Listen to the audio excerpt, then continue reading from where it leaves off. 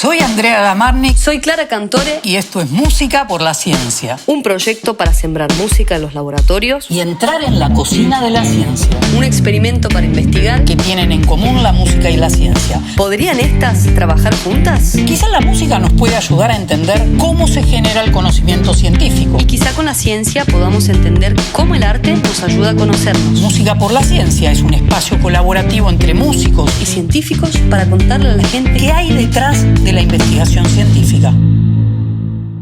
Tras la llovizna, detrás del barro y de llorar, un hornero serena con su cantar cura los miedos a volar, sana recuerdos de guerra, canta y construye, quizás sea mi canto igual. Dicen que cuando hay luna se escucha tímido su cantar, a la vera del río paso de puma al caminar, trata de develar en mí. Hola Clara. Volvimos al laboratorio. Bienvenida. Una vez más. Hoy vengo con una serie de preguntas a modo de penales. Te voy a tirar así un par de preguntas para que me contestes. Bueno, vamos a atajarlos. Bueno, dale. La primera pregunta que se escucha así como mucho y que he escuchado mucho en la calle tiene que ver con si las vacunas que se desarrollaron en tan poco tiempo son confiables, básicamente. Las vacunas que estamos usando ahora son vacunas que se hicieron en un tiempo muy, muy corto. Si en un año y pico ya teníamos vacunas que funcionaban y la gente se pregunta eso, claro. O sea, ciertamente hay enfermedades en las cuales se invierten 10 años, 15 años para desarrollar una vacuna y todavía no tenemos vacuna. ¿Por qué para el coronavirus se hicieron tan rápido? Yo creo que la respuesta es porque ya se están utilizando tecnologías que veníamos trabajando hace decenas de años. O sea, la mayoría de las vacunas que se están usando para el nuevo coronavirus son tecnologías que se aplicaron para otras enfermedades en forma exitosa. Entonces se extrapoló lo que se conocía para esta.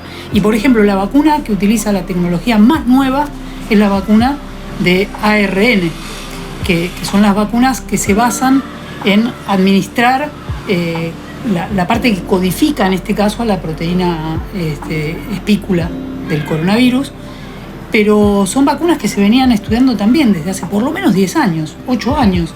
Es más, ya estaba a punto de salir una vacuna con esa tecnología para Zika. Ajá. Y nosotros justamente en nuestro laboratorio trabajamos con Zika y veníamos siguiendo la tecnología que ya era una tecnología de punta y ahora se aplicó y funciona. Creo que somos afortunados porque todas las plataformas, hicieron 5 plataformas diferentes para el coronavirus y todas funcionan. O sea, vos fíjate que las vacunas de Sinopharm, de Sputnik, de AstraZeneca, de Pfizer, Moderna, son todas vacunas que usan tecnologías, algunas muy diferentes y todas funcionan. Otra pregunta. ¿Qué tiene que ver con esta cuestión de cómo se están combinando las vacunas? En un principio no estaban los planes y ¿cuál es el criterio con el que se combinan, digamos? ¿Es seguro combinarlo? ¿Es igual de efectivo? ¿Cómo funciona eso? Bueno, ahí son muchas preguntas, ¿no? O sea, haces una pregunta, pero hay muchos aspectos de esta pregunta. Uno de los temas es ¿por qué no seguimos con las vacunas homólogas? ¿Para qué cambiar en la mitad del río? Y la respuesta es que no hay disponibilidad de todas las vacunas en la medida que uno quiere. Entonces yo creo que hay que tener esa flexibilidad si es que realmente son buenas las combinaciones. Y nosotros en este laboratorio, justamente en el laboratorio de serología, hicimos el estudio liderado por el Ministerio de Salud de la Nación, donde hicimos combinaciones Sputnik-AstraZeneca, Sputnik-Sinopharm, Sputnik-Moderna, y la verdad que todas funcionan por lo menos igual que las homólogas. Ajá. Entonces, y se ha mostrado que no hay ningún efecto secundario que les llame la atención, con lo cual yo creo que van a funcionar. Incluso algunas de las combinaciones pueden funcionar mejor que las homólogas. Por ejemplo, combinar algunas tecnologías diferentes, yo creo que a la larga van a ser mejor que dar la misma vacuna.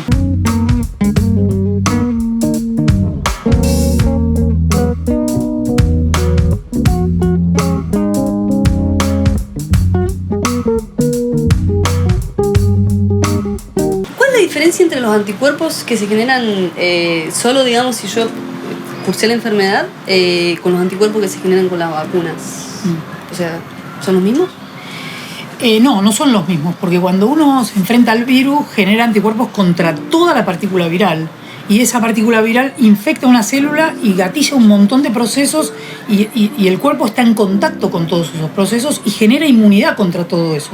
En cambio, cuando uno recibe la vacuna, en la mayoría de los casos, te diría en todos los casos, son o partes del virus o un virus inactivo, con lo cual uno está en contacto solamente con una parte del virus. La mayoría de las vacunas producen la proteína espícula y se producen anticuerpos contra eso solo. Entonces, el haber estado infectado provee una mayor protección. Ajá. Incluso cuando una persona está infectada y recibe una sola dosis de vacuna, tiene anticuerpos mucho más altos que si una persona tiene las 2 dosis de vacuna. Por eso que en algún momento se pensó en que las personas ya infectadas con una dosis era suficiente y no era necesario usar una segunda dosis y se podía dejar esa segunda dosis para la gente que no había estado infectada, ¿no? Como una forma de distribuir y de utilizar una estrategia más racional para el uso de vacunas frente a la limitación de disponibilidad de vacunas. ¿Qué pasa con los efectos secundarios o efectos adversos que pasan con las vacunas? Sí, en general lo que se vio es que para todas las vacunas contra el nuevo coronavirus no hay grandes efectos adversos. Por supuesto que hay efectos de fiebre, dolor de cabeza, y se han descrito los efectos secundarios, pero en la mayoría no son de gran relevancia. ¿Qué pasa con la gente que está vacunada y se infecta igual? ¿O pueden cursar la enfermedad sin síntomas, por ejemplo, y contagiar lo mismo? ¿Cuál es la diferencia entre alguien que está vacunado y contrae el virus que alguien que no está vacunado?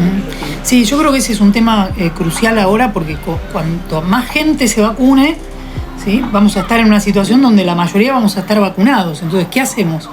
Y lo que hay que hacer es seguir cuidándose, porque la vacuna, si bien disminuye muchísimo la infección, no la elimina. O sea que una persona puede estar vacunada, puede infectarse y también puede contagiar. Con lo cual hay que seguir cuidándose a pesar de estar vacunado. Lo que sí es que disminuye muchísimo las hospitalizaciones y la muerte. Entonces ahí sí, el efecto de estar vacunado o no estar vacunado es una cuestión de, como se dice, de vida o muerte.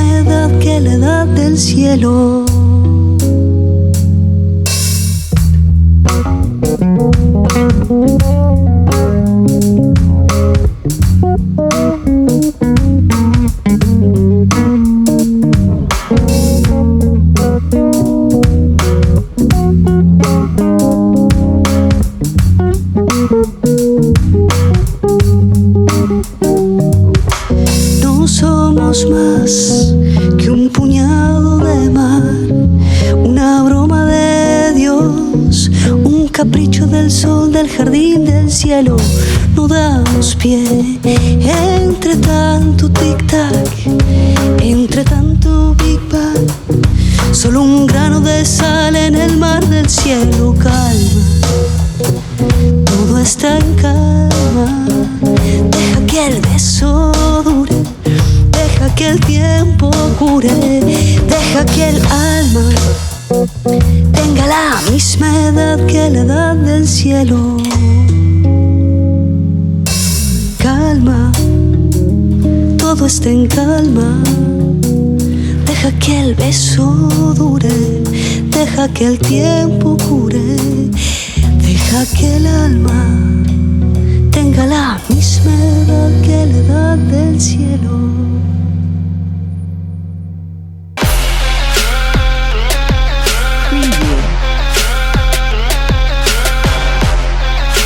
¿Y en qué medida, digamos, hay ciencia como independiente que realmente le interesa la salud de la gente y en qué medida hay ciencia que le interesa contribuir al lucro, digamos, de las grandes empresas? Yo creo que esa pregunta es muy interesante y en este contexto de pandemia pone todo en juego, ¿no? Porque si no hubiera ciencia y no hubiéramos hecho todos los descubrimientos que hicimos y si no hubieran aparecido las vacunas, seguiríamos con una pandemia por muchos años, con lo cual la ciencia es esencial para salir de una situación como esta. Pero por otro lado, tenés a las grandes empresas que ganan cifras siderales y que no son éticos, o sea, esos procedimientos. O sea, hay países que están pensando en dar refuerzos, una tercera dosis, cuarta dosis, cuando hay gente que no tuvo una primera dosis.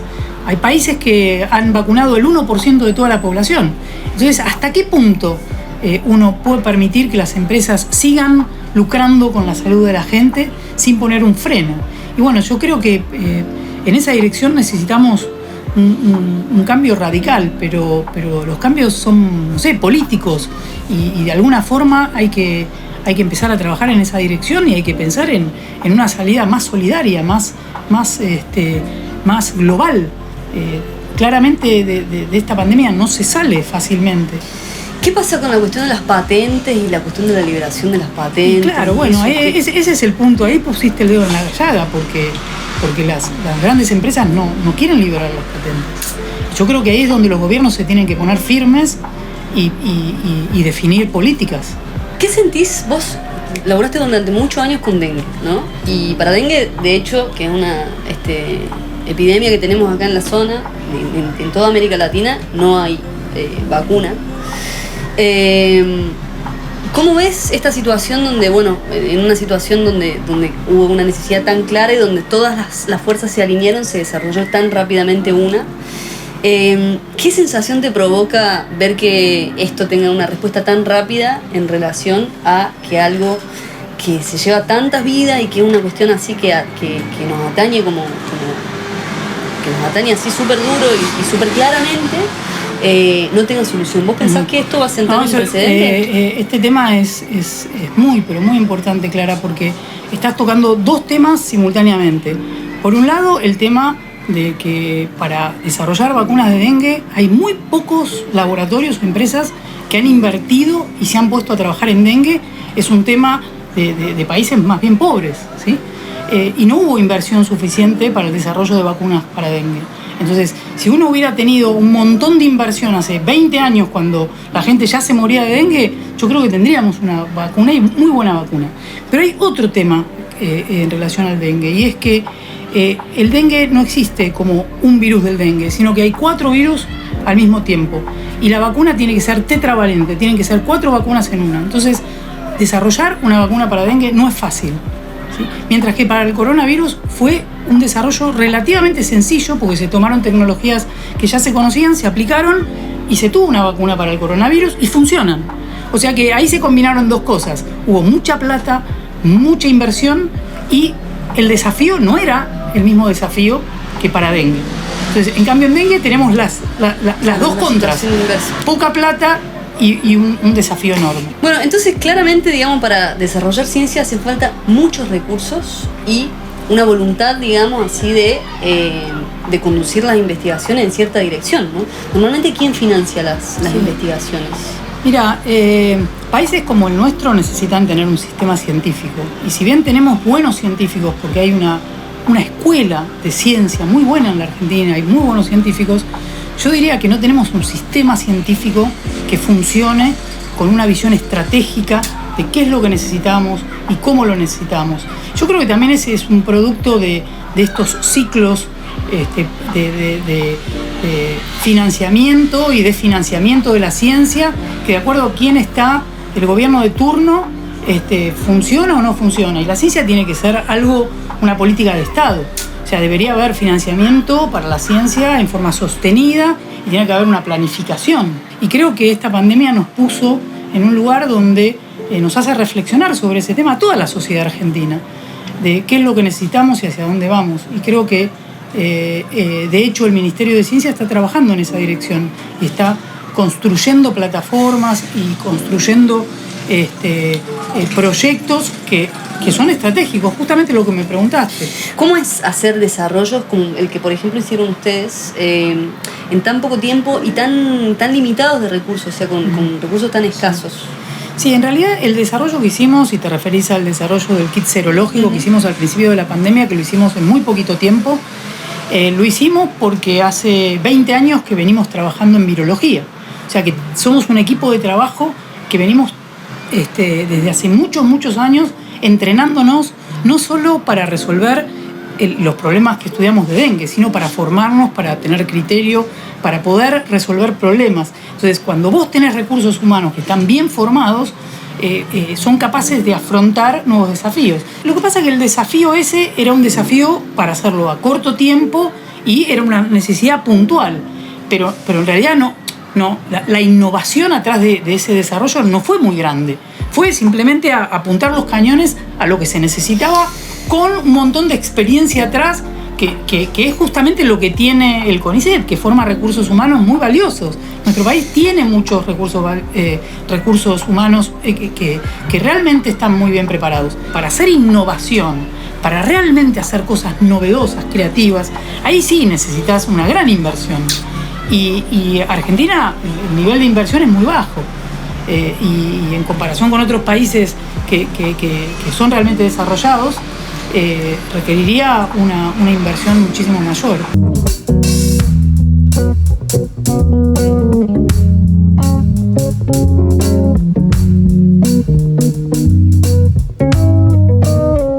¿Qué tan colaborativa es la ciencia? ¿Qué tan colaborativo es el trabajo científico? ¿O qué tan colaborativo lo era? ¿Y qué pasó con la pandemia en relación a eso, digo? En relación a esta pandemia en particular, yo creo que uno de los aprendizajes que hicimos es aprender a trabajar en forma transversal, inclusiva, colaborativa, donde gente que hace ciencia básica, gente que hace trabajo en hospitales, gente profesionales de la salud, bioquímicos, médicos, investigadores que hacen la parte clínica, autoridades del área de salud, nos pusimos todos juntos a trabajar, a contestar preguntas puntuales. Y eso no es inédito. Así antes. O sea, no, claro que no funcionaba así. Los médicos y la gente que hace investigación muy básica, como nosotros los que hacemos virología molecular, normalmente no interaccionamos.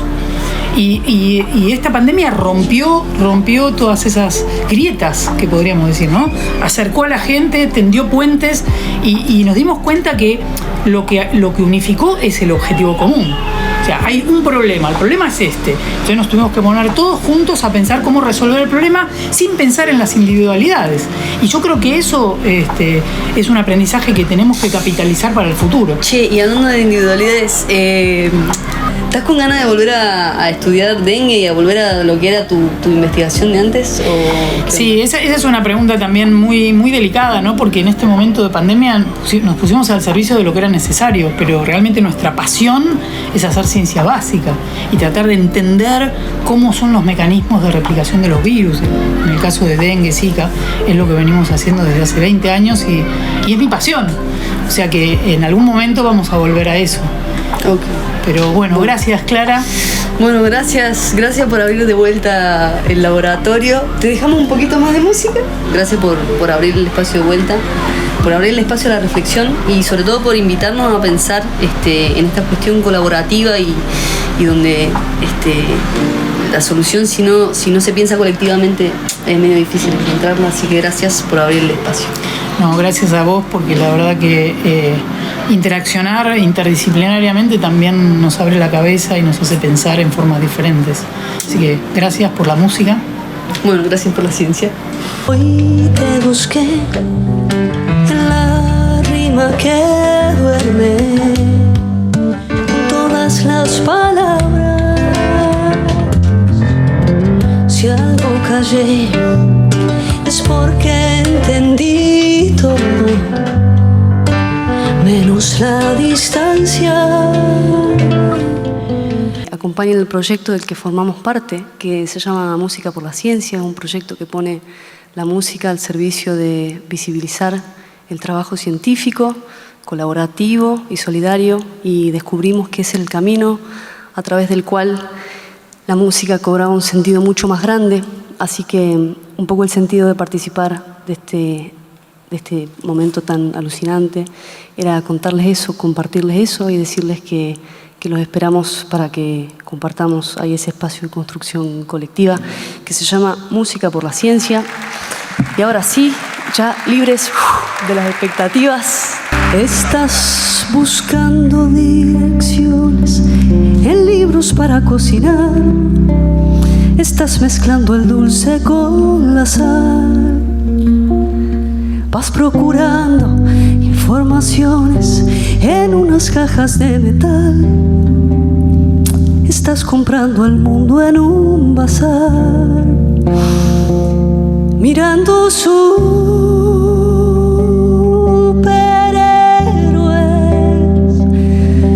superstars.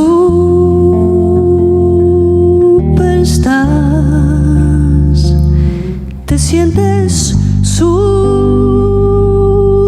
loca,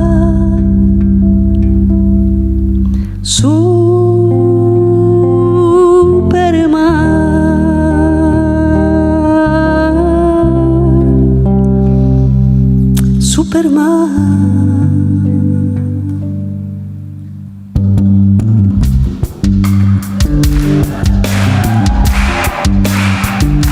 Veo las sirvientas en la plaza, vestidas para enamorar, viviendo 100 años de soledad.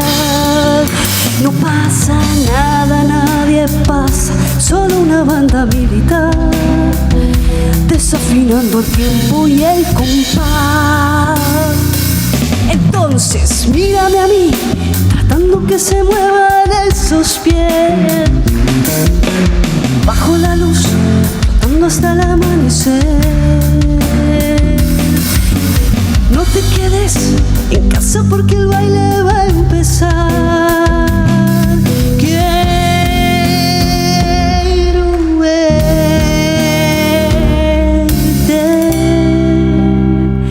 verte otra vez.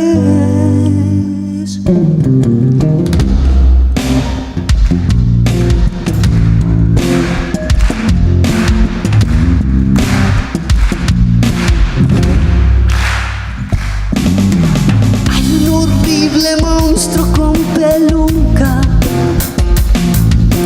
que es dueño en parte de esta ciudad de locos. Así que baila con la banda en la ruta, pero en verdad les roba el oro y les da unas prostitutas.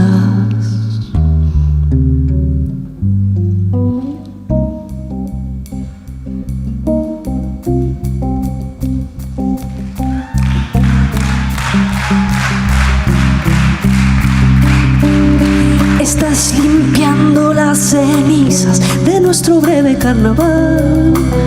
Ya estamos de camino a otra ciudad. Ya ves, no somos ni turistas, ni artistas de sonrisa y frac. Formamos parte de tu realidad. Por eso estamos aquí, tratando que se muevan esos pies, bajo la luz, hasta el amanecer. No te quedes en casa porque el baile va a empezar. Quiero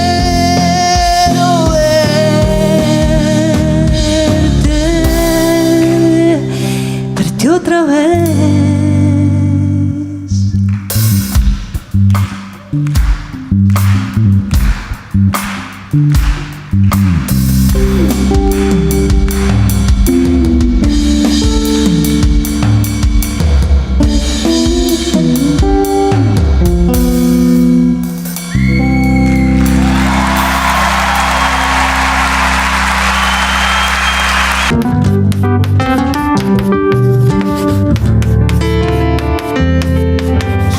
La cara, pero vos no a mí. No te conocía la tuya. Hay algo que tiene que ver con la oscuridad de lo que hacemos y es cuando investigamos, ¿no? Ahí sí entramos en un lugar oscuro. Oscuro porque no sabemos a dónde vamos, porque no se sabe. Te quiero, te odio, me tienes cansado. Y arriba del puente las cosas de siempre. No quiero mirarte, no quiero quererte. café con azúcar, quiniela y olvido. ¿Quién sabe del mundo debajo del río? Las plataformas son distintas tecnologías para hacer vacunas. Cuando uno se infecta con el bicho real, con el virus real, lo que pasa es que hay todo un proceso de entrenamiento del sistema inmune. Me asomo cada mañana para tener tu latido, para sentir que estoy vivo, para perder el sentido y descifrar el misterio de ti, de mí.